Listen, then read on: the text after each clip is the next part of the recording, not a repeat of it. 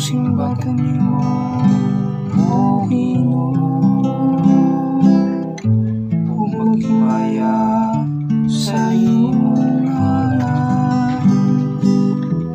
Kaya lang dun ka man nung naghimo ka ug katingalang mga buhat.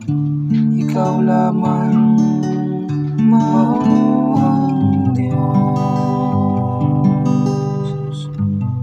Ginoo, maayo ikaw, o mapasaylo.